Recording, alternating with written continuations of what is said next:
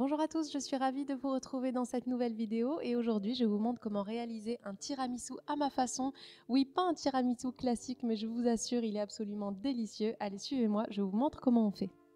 Je vais commencer par la crème du tiramisu avec 280 g de mascarpone.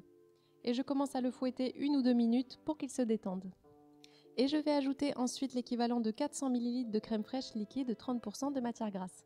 Je vais ajouter la crème fraîche en 2 fois, d'abord 200 ml maintenant, tout simplement pour que la crème fraîche et le mascarpone se mélangent bien ensemble.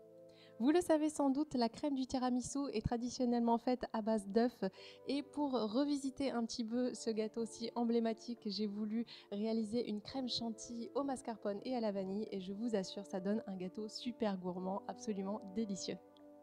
Et après avoir ajouté les 200 ml de crème restante, je continue de fouetter quelques minutes et je vais maintenant pouvoir ajouter 120 g de sucre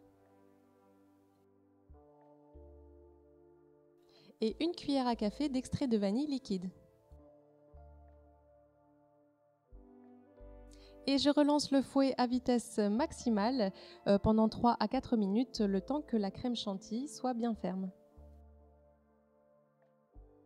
Voilà, la crème chantilly est prête, je vais pouvoir la réserver un petit peu au frigo, le temps de m'occuper de la suite. Dans un petit plat, j'ai 3 cuillères à café de café instantané, auquel je vais rajouter environ 300 ml d'eau tiède chaude. Alors là, pour le café, c'est un petit peu en fonction des goûts. Vous pouvez utiliser du café instantané comme moi et en mettre plus ou moins selon si vous voulez avoir cette saveur café très présente ou non. Vous pouvez d'ailleurs aussi utiliser une machine à expresso si vous en avez. Tous mes ingrédients sont prêts, je peux passer au montage du gâteau. Je vais utiliser environ 200 g de boudoir, je vais les tremper assez rapidement dans le café et je viens les poser sur toute la surface du fond du plat.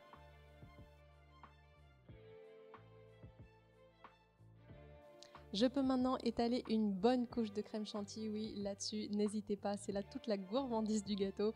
Une bonne couche de crème chantilly mascarpone sur les biscuits et je répète l'opération pour les biscuits sur cette couche de chantilly.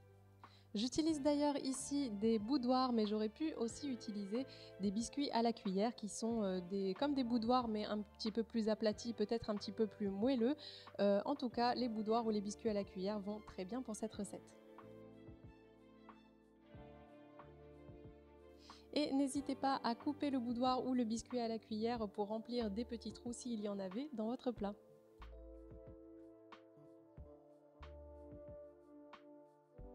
Vous le savez sans doute, la surface du tiramisu traditionnel est plutôt lisse avec le cacao amer par-dessus et j'ai voulu un petit peu innover dans ma revisite du tiramisu. Je vais donc mettre le reste de ma crème chantilly dans une poche à douille avec une douille un petit peu cannelée comme ça pour faire de jolis motifs sur toute la surface. Cette étape-là est tout à fait optionnelle. Si vous voulez faire une surface plutôt lisse, n'hésitez pas, mais je voulais un petit peu changer du côté traditionnel du tiramisu.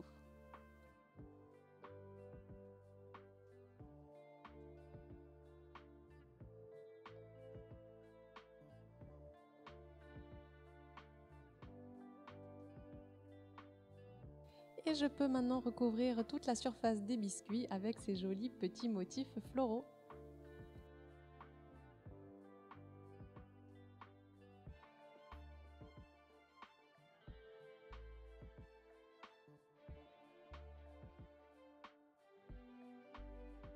Et pour la petite touche finale, bien sûr, comme sur tous les tiramisus, du cacao amer, je vais utiliser environ 3 cuillères à café de cacao que je vais saupoudrer sur mon gâteau grâce à un tamis. Vous pouvez recouvrir votre gâteau d'un couvercle ou d'un film alimentaire plutôt lâche pour ne pas qu'il écrase les pics de crème chantilly.